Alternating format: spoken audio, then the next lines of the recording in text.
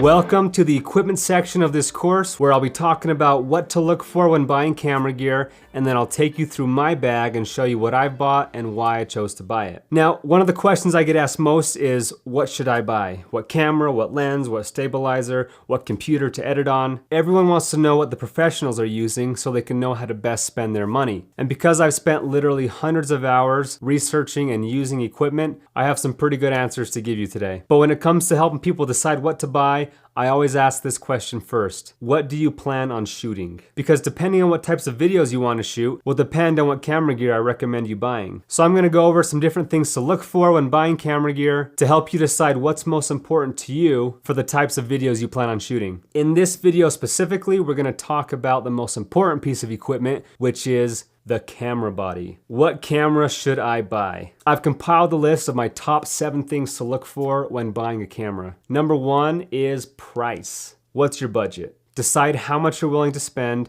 and look for cameras in that price range. If you're working with a low budget and you have maybe only $500 to spend, I'd probably recommend getting something simple like a GoPro Hero 4 and maybe a Go Scope to put it on. Or for about $600, you can get a DJI Osmo, which comes with a built-in stabilizer, and with both of these cameras, you can still get amazing looking footage. If you have a little bit more money and you're looking to spend between $1,000 and $2,000, I'd recommend getting a cheap DSLR like a Canon SL1, which you can get for around $400, and then spend the rest of your money on nice lenses and stabilizers, as those are just as important as the camera body. And we'll talk about those in the next videos to come. My first camera that I bought was the Canon T3i, along with a Tokina 11 to 16 millimeter lens and a Glidecam HD2000, and that combined cost me about $1,500. And with that setup, I was able to make money filming weddings, sporting events, music videos, and much more. And once I'd shot with that for a few months and had some time to save up some more money, I was looking to upgrade and spend between $3,000 and $5,000. And so I purchased a Canon 5D Mark III. If I were looking in this price range today,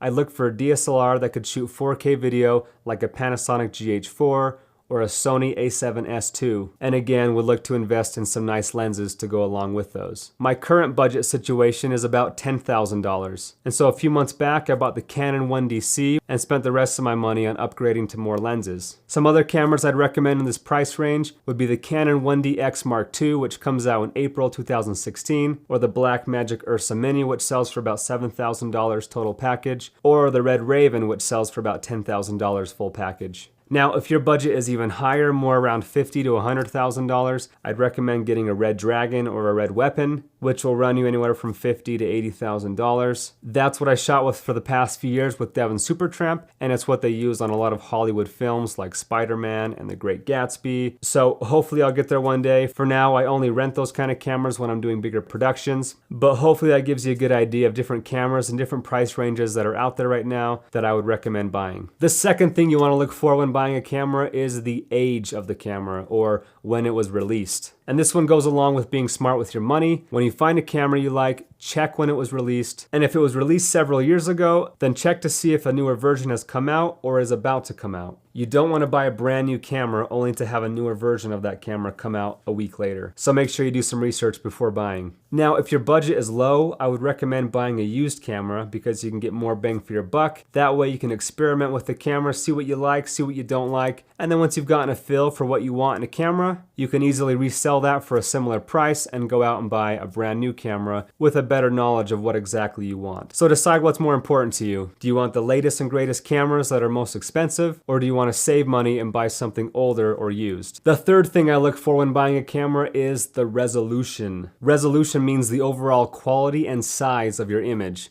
and is measured in pixels. Pixels are tiny little dots of light that combine to make up the image as a whole. So when you hear 1080p, that's referring to 1080 vertical pixels that are making up your image. And the standard in the industry right now is 1080p. So you want to make sure your camera can shoot at least 1080p, but I'd recommend, if you can afford it, getting a camera that can shoot 4K resolution, which is twice the size and quality of 1080p. 4K is more of a luxury right now, as it'll probably take 3 or 4 more years before 4K becomes the standard in the industry. But if you're like me and you want to time-proof your footage, then you're going to want to get a camera that can shoot 4K resolution. So if the overall size and quality of the image is important to you, then make sure to look at the resolution when buying your camera. The fourth thing I look for when buying a camera is the frame rates it can shoot. When reading about a camera online, it will usually tell you the resolution and the frame rate right next to each other. What that means is that it can shoot 60 frames or individual still images per second, and each of those 60 images has a resolution of 4K. So it's not just about the resolution, but how many frames at that resolution per second that it can shoot. And the reason you want higher frame rates is because high frame rates equals slow motion. The higher the frame rate, the slower motion you can shoot. 60 frames per second is a pretty standard frame rate for slow motion, and most DSLRs will have this option. If possible, try and find a camera that can shoot high resolutions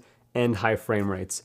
I bought a Sony FS700R because it can shoot 240 frames per second at 1080p, and that's the only reason I bought it. So if slow motion is important to you, look for a camera that shoots high frame rates. The fifth thing I look for when buying a camera is the sensor size. Your sensor is the part of your camera that captures light and converts it to an image. Essentially, the bigger your sensor size is, the higher quality your image is going to be. Let's take a look at a few different sensor sizes to give you an idea. Full frame is the largest sensor size that can be found on digital cameras. Examples of full frame cameras would be like the Canon 5D Mark III or the Sony a7S II. APS-C is a popular sensor size that you'll see in smaller, cheaper DSLRs like the Canon 7D or the Canon Rebel series, and is about 1.6 times smaller than the full frame sensor. The Panasonic GH4 has a micro 4/3 sensor, which as you can see is even smaller than the APS-C, and cameras like GoPros and the camera on a DJI Inspire 1 drone have a sensor size of 1 to 2.3. And like I said, the smaller that sensor is, the lower quality that image is going to be. So if your budget allows, try and buy a camera with a bigger sensor. One of the advantages of buying a full frame sensor camera is that it will display your lens at its true focal length. For example, here's a photo taken at 16mm on a full frame sensor camera, and here's the same photo taken from the same angle on the same lens, but using an APS-C camera sensor, and because the sensor is 1.6 times smaller than a full frame,